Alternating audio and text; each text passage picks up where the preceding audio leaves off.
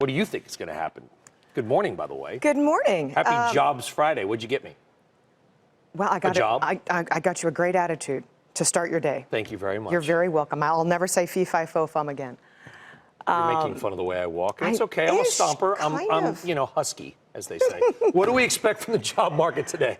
I think that the market is expecting the the headline number to come in exactly where it is. We saw upside in the ADP report.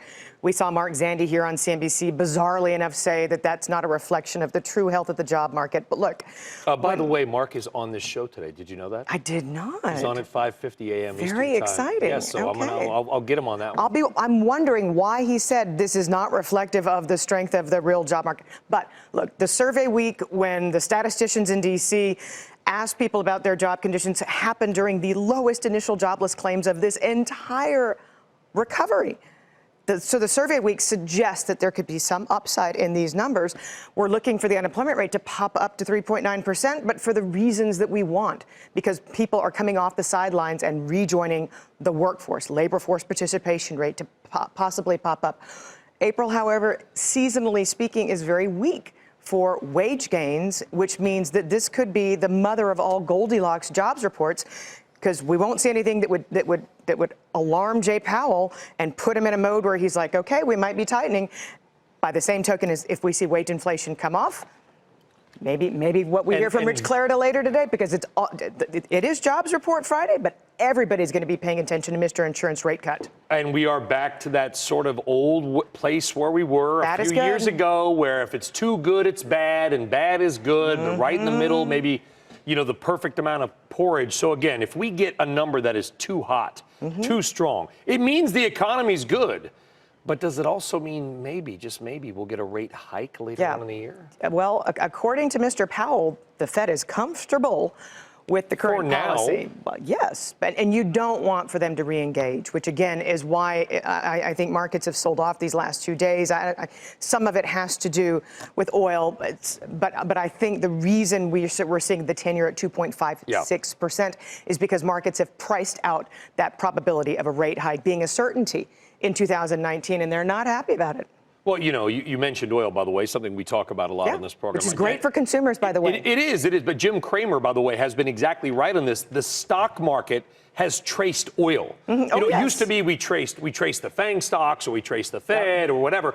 It is oil that seems to have been driving the market as well. But it's an important inflation story as well. That's right. You're going to see inflation expectations start to come off. We had effectively a $65 billion tax hike for American households when oil was closer to $70 a barrel, WTI. And now that we've seen that come off, that's going to be good news for households, because we're starting to see, bizarrely enough, in this recovery, companies like Capital One Financial say we're bumping up our charge-offs. So something's not happening right with the household sector. This will be a good thing. Yeah, but does it have to be that if the household is doing that, the economy is slowing down? I can tell you this, and this is worthless probably, okay?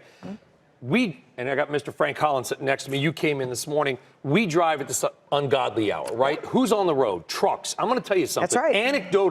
Anecdotally, there are more trucks on the New Jersey Turnpike than I've ever seen. Absolutely. That says to me the economy is cranking. It is, but we've seen 4 months in a row of trucking's stats come down off their high.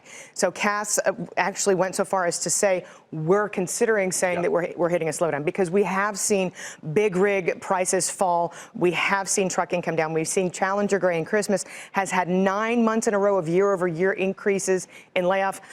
Brian, that's happened 3 other times in the history of the United States. 1998, long-term capital management, ring a bell. Yes. 2001, 2007, 2009. Those are the only 3 times that we've seen 9 back-to-back months of rising layoffs. Maybe that's what 98, 2001, 2007. Those are ominous years, because as I don't need to remind our extremely sophisticated and intelligent viewers, they preceded major downturns. They absolutely did. Do you believe that's what's going to happen now? Is that what you're saying? I think, or has the consumer just been so optimistic they're taking risky bets? They're borrowing more money. They're loading up the credit card. They're taking out home equity loans. They're doing all those things. We know that they're doing all those things. It's in the data. But what we're also seeing, and I'll go back to Challenger for a minute, we're expecting retail to be weak. It's an old story. So that is the leading sector inside the layoffs data. But right after that is industrials, manufacturing, and right after that is autos.